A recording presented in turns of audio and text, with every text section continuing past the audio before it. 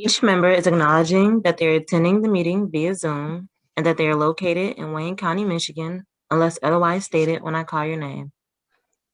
Commissioner Killeen, Here. Commissioner Dobb, Here. Commissioner Clark-Coleman, Here. Commissioner Kniezek, Chair Basham. Here. You have a quorum present. Next item. Chair's remarks. I have none for this meeting. C, approval of the July 14th, 2021 meeting minutes. Can I get a motion? I'll move approval, Mr. Chair. Support. Well, it's been moved by Commissioner Killeen, supported by Commissioner Clark-Coleman. Any discussion?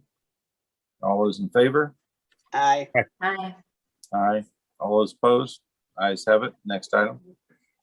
D, unfinished business. There is none listed. Okay. Next Item item. one. Item one, under new business, communication from Marcella Cora, Wayne County Legislative Auditor General, forwarding the Office of Legislative Auditor General's consulting report on budget-sensitive issues and review of the county's September 30th, 2020 annual comprehensive financial report. Well, I'd like to welcome the Auditor General, her staff, and her guest. And Ms. Cora, could you please introduce everyone? And the floor is yours. Thank you. Marcy Cora, Auditor General, and staff could introduce themselves. Mike Sosnowski, Audit Manager. Good morning. I'm Melinda Hayner, Supervisory Auditor. What you have before you today, this is an annual report that we do every year. It's our consulting report on the budget-sensitive issues and the review of the Wayne County Annual Comprehensive Financial Report for the fiscal year ended September 30th, 2020.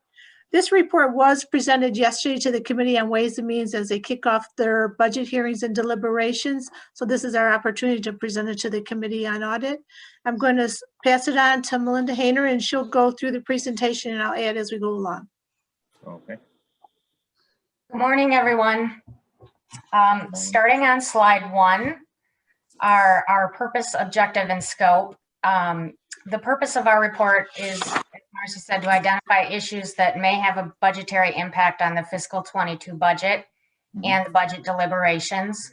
Our procedures were limited to a review of the county's fiscal year 2020 annual comprehensive financial report, or ACFR.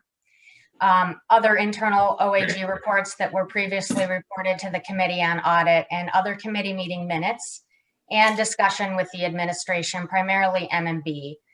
We did share our report with M&B and obtain their comments on each topic, and their comments are in the report at the end of each topic, and throughout the presentation you will see reference to the page number in the report. Scope-wise, we focused on information presented to the Commission and the Committee on Audit from the period of May 1st, 2020 through April 30th, 2021, although we did include some information that came to our attention post April 30th. Moving on to slide 2. General fund highlights. There's a schedule on page 5 of the report that shows a year-to-year comparison of the general fund's fund balance. Total fund balance at the fiscal year end was $192 million, which represents an increase of $9.4 million over the prior year. Of that amount, $157.4 million was unassigned, and that unassigned portion includes $23 million for budget stabilization, which is consistent with prior year. Revenues in the general fund decreased by $48.4 million, due largely to the pandemic shutdown and public activity restrictions. On page 3 of our report, you'll see a year-to-year comparison of the general fund's revenue and expenses and more detail on the fluctuations. Just a high-level summary: property taxes decreased by $6.3 million. Much of this was due to the various tax abatement programs and brownfield redevelopment agreements that were entered into by other taxing jurisdictions within the county. State sales tax revenues decreased by 11.5 million, a direct result of the pandemic and reduced user activity. Charges for services revenue decreased by 18.5 million over prior year, and expenses decreased in total 69.9 million. Much of this was due to eligible costs being absorbed by COVID-19 grant funds. Continuing on slide 3, our recommendation to the commission is to continue monitoring the general fund and amounts reserved for budget stabilization. We would also suggest the administration submit an annual report analyzing fees charged for services to verify they're comparable to peer counties. Moving on to slide 4, the unassigned unrestricted fund deficits and deficit elimination plans. Unassigned unrestricted fund deficits increased from 22.9 million in fiscal year 19 to 27.7 million in fiscal 20. 8 funds in total showed a deficit. Under state statute, only 2 of these funds required a deficit elimination plan. Those were the Economic Development Corporation and Community Corrections. On page 6 of the report, you can see a 3-year summary of all of the fund deficits. And just a recap, the Economic Development Fund deficit is carried forward from 2017. Can I stop you for a quick second? Oh, sure. We've got a committee member that's still being held in the waiting room trying to get into committee hearing. So if staff could jump on that one, thank you. Commissioner Kniezek, thank you. Please proceed. Okay. The Economic Development Fund deficit is carried forward from 2017 and on pace to be eliminated by fiscal 22 using general fund dollars. The Community Corrections Fund deficit is a result of disallowed county allocated costs that were charged to the fund. The deficit will be eliminated this year, fiscal 21, with a one-time transfer from the general fund. The deficits in Chapter 8 and Chapter 21 drains are due to insufficient user fees charged to cover the expenses incurred. A deficit elimination plan was not required since Chapter 8 and Chapter 21 are part of the larger drains component unit, which was not in a deficit for fiscal year 20. Deficits in the internal service funds, central services, environment and buildings and ground maintenance are directly related to the recording of the net pension and OPEB liabilities, in which case the state does not require a deficit elimination plan. And CSO Basin's deficit was incurred in the unrestricted fund balance portion. The fund in total was not in deficit, so a deficit elimination plan was not required. We recommend the commission request periodic updates from the administration on the progress of eliminating the fund deficits and request notification of projected or potential deficits and causing factors that may arise in the future. Moving on to slide 6, county debt and bond ratings. As you're aware, in August of 2020, the commission authorized refunding of approximately 249 million of outstanding general obligation bonds. Included in the refunding were 2008 capital improvement bonds, 2009 building improvement bonds, and the 2010 building authority jail bonds. The estimated savings on refunding the entire amount approximates 27.5 million. The county's bond ratings have remained consistent despite the challenges posed by COVID-19. And in fact, in early July, the county did receive an upgraded rating from Moody's to an A3. Moody's indicated sound fiscal management and successful operating structure for the county. Although there has been continued improvement, we would recommend the commission request periodic bond rating reports and updated credit analyses from the administration, and also suggest that newly published rating reports be posted on the Wayne County, Michigan Investors website. So let me stop you there. There is somebody from the Budget and Finance in our meeting, correct, Ms. Cora? Yes, there is. And to them, Ben's, they upgraded our bond rating. Is there any movement toward refinancing it wouldn't that get us a cheaper rate? Good morning. Go ahead. Morning. Yeah, sorry, I'm not on camera. This is Huey Newsom. Some bandwidth issues. So, we considering that when we obviously our ratings continue to fall, and last year we had that major refunding of the 2010 jail bonds as well as First Street and Guardian, and so there are going to be some restrictions and also some cost benefit issues with us going back and refunding almost immediately. After doing the 2020 refunding. So, I mean, we continue to work with our financial analysts from Acacia to explore opportunities here. And trust me when I say that, but it's difficult. Trust me.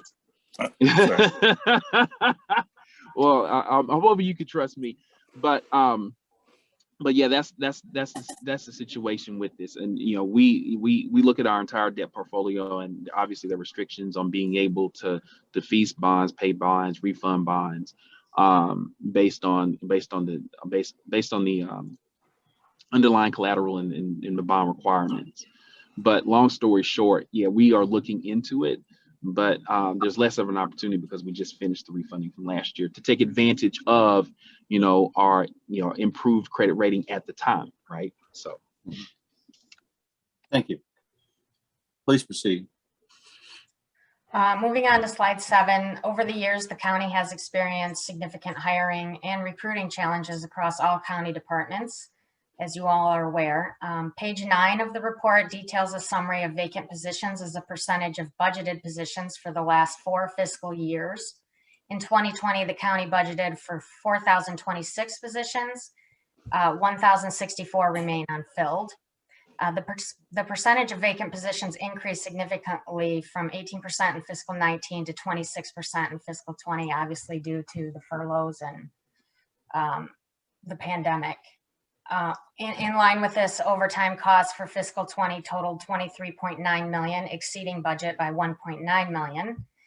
The sheriff's office accounted for a majority of the overtime at 61%. However, we did note that approximately $8.5 million of the sheriff overtime costs were eligible to be funded with CARES Act dollars. Succession planning efforts were delayed as a result of the pandemic. Budget impacts from the pandemic resulted in termination of several contracts with vendors hired to assist with the succession planning. And in addition, some payroll and HR staff assigned to work on the project were furloughed, leaving the remaining staff members to assume their duties. The administration has identified next steps in the process, which are outlined on page 10 of our report. We recommend the commission request continued updates on the progress of hiring initiatives, hiring freezes, and their impact on key initiatives and mandated services. Further, future budgets should accurately reflect overtime costs as much as possible. On slide 8, retirement system funding, the defined benefit plan member headcount decreased from 2,048 to 1,789 during the year, obviously due to the pandemic furloughs. This resulted in a decrease in member contributions. The plan is funded at 65% as of September 30th, 2020, which puts the county in compliance with Michigan Public Act 202 of 2017, which requires minimum funding of 60%. Per the actuarial valuation report, minimum employer required contributions approximate $51.7 million for fiscal 21 and $52.4 million for fiscal 22. The actuarial valuation report did state a potential cash flow concern, indicating that plan assets are available to cover all of employee contributions on deposit plus 69% of future benefits to present retirees and beneficiaries, but no assets were available to cover employer match obligations.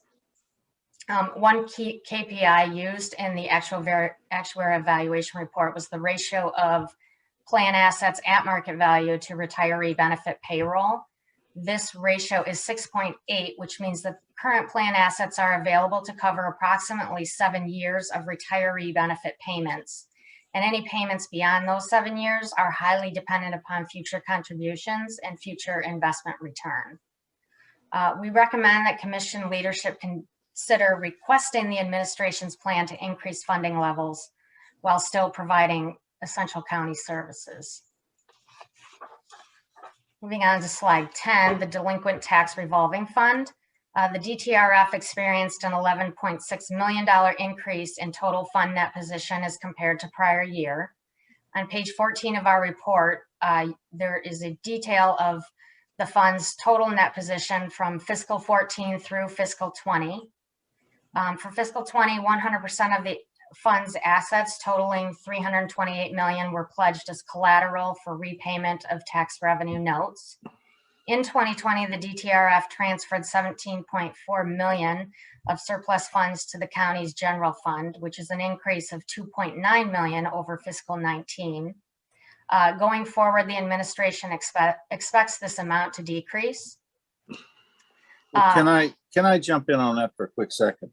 Certainly. Now, I think we need to probably take a deeper dive into this, because it seems like every year under the former treasurer, he would send over anywhere from 12 to 30 million a year DTRF. And, you know, they made it sound like it's a one-time shot, but it's every year. And then the other thing too, when they talk about there'll be less DTRF money, people that are buying homes new to them because of Headley, they have the pop-up tax, and you actually pay more, you know, if you just purchased a home than if you've been in a home for 30 years. That needs to be looked into, and we need to have some plan versus every year there's a discussion between the administration and the treasurer. I think it should be more consistent, regardless of who the treasurer is, regardless of who the administration is, so that X number of dollars goes back to reducing the debt of the county. Does that make sense? And I think the CFO may have some comments on this too, because I think some of the consideration in the future could be the lawsuit that was at the Supreme Court, the Raphael lawsuit, which may limit the amount of money that is going to be available to come over for the DTRF fund. And I know Commissioner Clean has some questions or comments. Mute. Thank you, Mr. Chair. And the Auditor General just said the key word that I was going to ask about. I heard the CFO in the presentation yesterday to Ways and Means discuss the Delinquent Tax Revolving Fund and that case out of the Michigan Supreme Court. So could the CFO tell us what that ruling was and how it's going to affect us in terms of future transfers from the DTRF? I think I heard the CFO say we're not going to take any more transfers in future years. So I need a little summary on what that case was and how it affects us. So I'm not a lawyer, but I'm going to do my best lawyer impersonation. Raffaele versus Oakland County, Michigan Supreme Court ruling effectively, for the time being, discontinued the ability of treasurers to capture money beyond back taxes and expenses to run the DTRFs, the Delinquent Tax Revolving Funds, those programs. So, I mean, you all know as well as anybody that those the fund itself makes locals whole as well as the county whole on levied taxes, right, that are delinquent. So what had been happening before Raffaele was that anything beyond expenses necessary to run the program, as well as pay back taxes, anything beyond that was turned over, was basically declared as a surplus and could be turned over to county general funds. Raffaele effectively banned that practice. We're still working through potential litigation as well as potential statutory changes. So I don't want to get too deep into that, but there's enough I'll say there's enough concern and risk, and based on where Raphael has put us right now, where we do not feel that we should be budgeting and forecasting revenue in the form of a surplus transfer over from the DTRF over into the county's general fund. So in the budget that was presented to Ways and Means Committee yesterday, what I did comment on was the fact that the current budget proposal, recommended CEO's budget, assumes $0 transfer for the foreseeable future, not just for 22's recommended budget, but also the projected 23 budget and beyond, until something were to change. But right now, we do not see, based on everything that happened with the Michigan Supreme Court case, as well as other potential litigation here with Wayne County, and other potential statutory changes with the legislature, we do not see any reason to believe that there's going to be a transfer over from the DTRF to the general fund. I'm hoping I'm answering questions. No, that is even a little more than I needed, but I think that bullet point under 2.9 million decrease in transfers, the last bullet point should be surplus transfers are expected to zero out in future years until the legal situation is a little clearer. And Mr. Chair, I do believe it was the mid-70s that the mid to late 70s that the legislature allowed the creation of the Delinquent Tax Revolving Fund and put it into state law that surpluses from that fund could be transferred to the county commissions, could transfer that to the county general fund. So I think, Mr. Chair, we need to stay up on the CFO alluded to further legislative action that may or may not be forthcoming, but I think we should have an ear to the ground, and the commission ought to be kept apprised of any kind of, the courts are going to be the courts, but if there's any sort of legislative change coming out of Lansing, then I think we as commissioners should be apprised of those efforts and what the consequences of those efforts may be if the law is changed. So, all right. Thank you very much, Mr. Chair.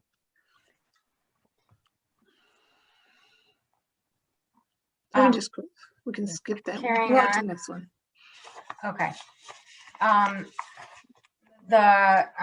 slide 12, the new criminal justice center and the central utility plant, construction continued throughout 2020 and will into 21.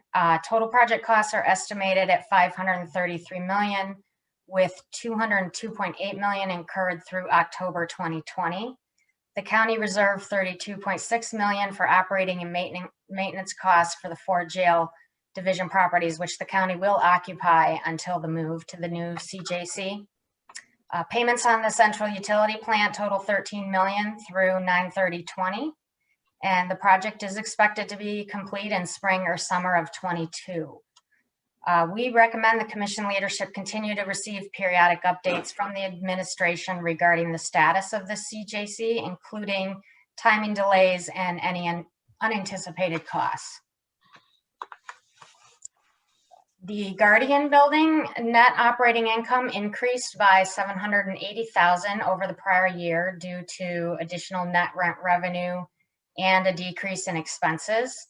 The building's occupancy rate increased from 95.5% in 2019 to 96.5% in 2020.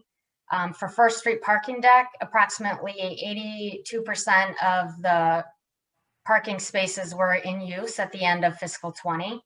Of those, 679 appear to be offered at monthly rates below market value. In our report on page 16, there's a chart that summarizes spaces in use at various rates.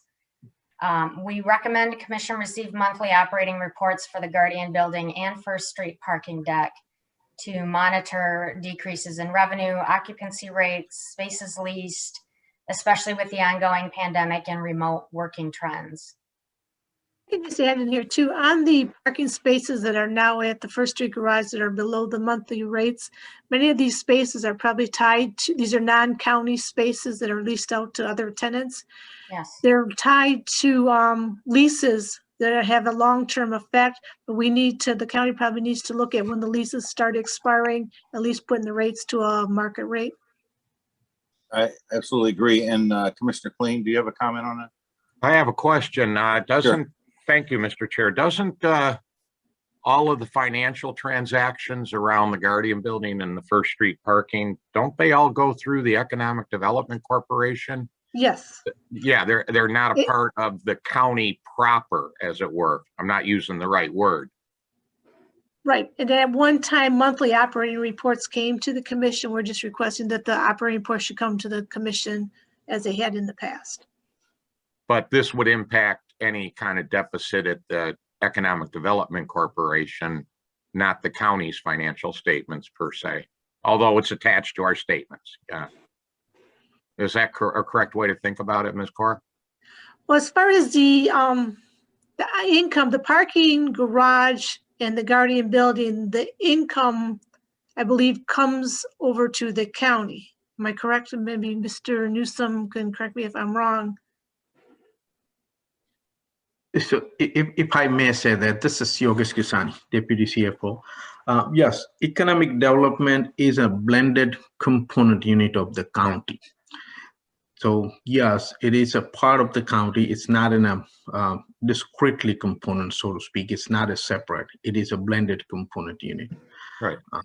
So it does come to an EDC, Economic Development Corporation, but we do incorporate EDC in our financial statement. In the statements, but does any of these dollars ever float over into the county general fund? No. That's what I meant by, I know it's a component unit and the technical words about that, but this does not, aside from being reported as part of our financial statements, this does not affect the core Wayne County fund. Yeah, the general fund, correct. Right. Thank you. Thank you. To that point, Chairman. Sure. Good morning, all. This is Felicia.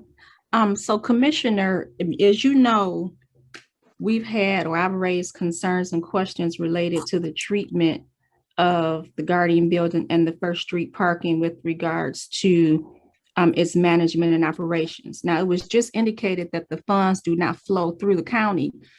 However, the agreement, which is only like one sentence in the bond documents, which states that the EDC will manage the building, doesn't go into detail of the funds. These are still county-owned assets. The county owns the Guardian Building and the county owns the First Street parking deck, which means that any profit or proceeds from that are county dollars. So it's not clear how county dollars would not flow through the county budget. It would not appear ultimately in the appropriations ordinance for appropriation because they are county dollars. You can manage a building, but that has nothing to do with the finances, the ownership. We own the Guardian Building. The county owns First Street parking. The money associated is county dollars. So again, it's not clear. And I've raised concerns in the past about how those dollars do not flow through the county and do not ultimately come through this body for appropriation. Thank you. Yeah, thank you, Council. And that's exactly the reason this has been ongoing, that I raised this question. In a legal sense then, Counselor, then we own any deficits as well in terms of the county general fund. That could be at risk for deficits here. Would that be correct?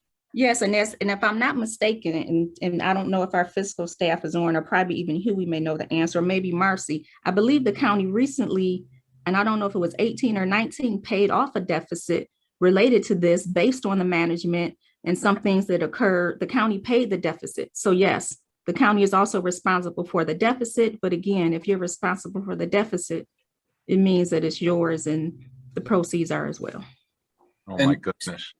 To that point, to Felicia, how do we make it clear? I mean, if we've asked this before and we as a commission have not fixed it, then what does the commission need to do to correct this? It may start with a conversation, but ultimately it is your budget. I mean, I don't know what financial information we receive. I don't think we receive anything.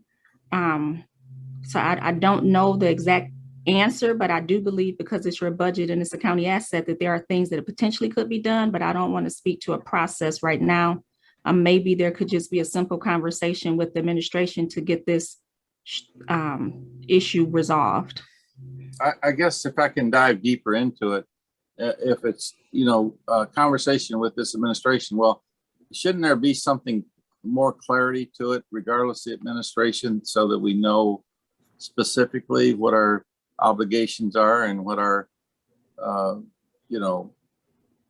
possibility of losing revenue for Wayne County. So, I mean, I honestly think this is important enough for us to, that we change what do we change to make sure that's in writing or, etched in stone so that we don't have to have conversations with someone in the administration. And I'm gonna have to, I will defer to maybe our fiscal office perhaps for this one. All right. But it's my understanding, it's just an accounting issue. The way that the county was set up was just not set up through the county. It just was set up through the EDC. So it's really just a simple accounting change that needs to occur, but it's really based on the way the county set it up and the way they have the money flowing. That's my understanding anyway. Could we do an ordinance to where it cleans that up?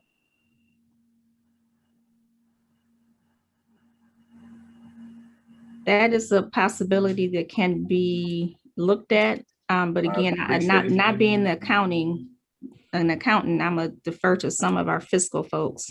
Okay, I'll pursue that conversation. Thank you. If I could add too, that's why part of our recommendation is to have the monthly operating reports come to the commission so the commission can see what the actual income or deficits are on a monthly basis.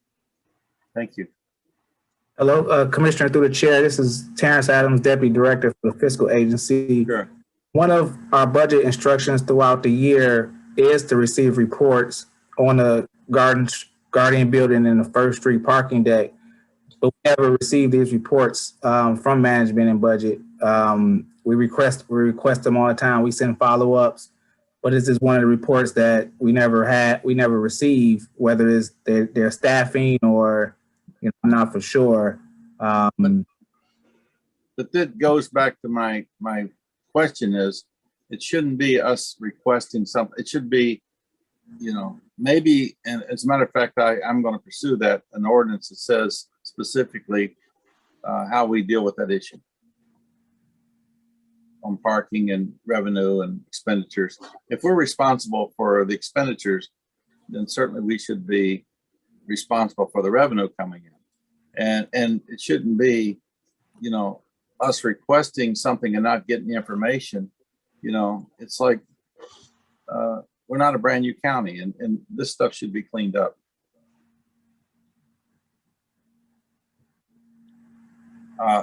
But anyway, moving right along, getting back to the agenda here. Mm-hmm. Please proceed. Okay. On slide 14, the ERP system implementation, the project is expected to cost around $31 million with the go live anticipated in 2022. I believe there's been some changes to the contracts in place, which management and budget will report on at the Committee on Government Ops today at noon. It should be noted that the loss of JD Edwards or PeopleSoft prior to the go live would result in significant service interruptions. We recommend the commission obtain updates on the status of the ERP system implementation and what plans are in effect should the JD Edwards system crash. Moving on to the tech refresh. As you all know, as a result of the pandemic, the county purchased laptops to promote remote working and social distancing. The county's original budget of $805,000 was reduced to $100,000 since those laptops were eligible expenses under the CARES Act grant. The county plans to continue replacing machines on a yearly refresh schedule, so ongoing costs are expected. We recommend the commission be notified should the tech refresh exceed the now budgeted $100,000. COVID-19 impacts. On March 10th, the governor of the state issued a stay-at-home order due to the COVID-19 pandemic. Some of the major impacts resulting from the pandemic on the county. The county received $11 million less than expected of state aid, state revenue sharing, which were general purpose funds. Those were replaced with $18.8 million of restricted federal pass-through CARES Act grant dollars. Airport parking taxes were down by 50%. The county budgeted $22 million and received $11 million. Tourist excise taxes, the county received $3 million less than budgeted. Salaries and other expenses, temporary furloughs were in effect May 1st, 2020. $65 million of eligible payroll costs were eligible to be charged to the Federal CARES Act grant. The county received $209 million federal and state pass-through CARES Act grant dollars to help with the COVID-19 response, and expects to receive $339 million ARPA grant funds in 2021. We recommend the commission receive frequent updates on the spending of the CARES Act and ARPA dollars and estimates of future airport parking tax revenues, SET collections, and revenue sharing payments from the state. In conclusion, we do believe the county's financial condition is continuing to move in the right direction, but the continued fiscal challenges facing the county could have an impact on the 2022 budget. We hope and believe that the issues mentioned in this report are useful to the commission as part of the 2022 budget deliberations. If there are any questions, additional questions or comments, we can take them now. I could just add too, I wanted to thank Mike and Mindy for putting this great report together. I think it has a lot of good, useful information. And also to thank Huey and Yogesh and their team for being able to get a response back to us so timely. It was really helpful. Definitely. Commissioner Kleen, do you have comments, questions? Yes, Mr. Chair, I have a couple of both. Sure. You don't have to go back to the slide, but right at the beginning, you made the suggestion that we publish our bond ratings on WayneCountyInvestors.com. So I had never seen you refer to that in all of the annual reports that I've seen for the last 16 years or so. So is there an obligation for us to post on that website? What is that website? Why should we post to it? And have we ever posted it to it in the past? Do all other local units of government post on there? Just had a bunch of questions like that, basic questions about what that website is and why we should be posting to it. Mindy, if you wanted to respond to that. Sure. I just think it's a good source of information. It's been there a while. There are some press releases posted on the website, but I did note in my research when I went to Moody's, S&P, and the other one, can't remember the name. There were some articles related and releases related to the county that were not updated on the county's investor website. So this is for general investors out there that could be sitting at their laptop somewhere overseas and looking to invest in Wayne County bonds of some sort and want some information. Is that what this website is? It's just informational, yes. Okay. It's not required. It's not a requirement, but it is useful. I gotcha. Yeah, and we've had many of the. Sorry, go ahead. No, it's your floor, Melinda. Oh, many of the articles that I had found in researching the rating agencies' websites, I mean, I couldn't access some of them due to the cost. Some of them were $200. So, if we had access to that information on the website, it would have been helpful. So Okay, it'd be one spot where commissioners could go or the general public could go and see the various Right. reports on the bonding agencies. yeah. Well, and we've had the struggle internally within the county here too, of administration reporting any changes directly to the commission in our bond rating. I usually find out about that when I'm driving home and listening to news talk radio is how I find out that our bond ratings have changed. So I think we have requested that before in the budget instructions or somewhere, that any changes in the bond rating were immediately notified. But I do want to thank the AG for this report. Ms. Cora, you and your team, it's an excellent report. One of the things that I gleaned out of here today, we have an agreement with the state of Michigan with the airport parking tax for money to come to Wayne County to fulfill our obligations with regards to indigent health care.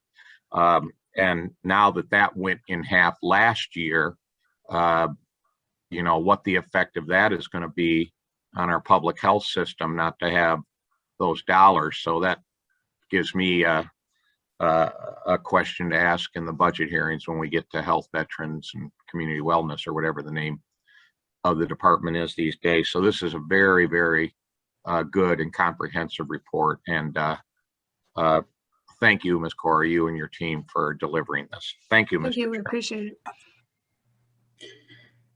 Okay, anything further? Okay, can I get a motion to receive and file?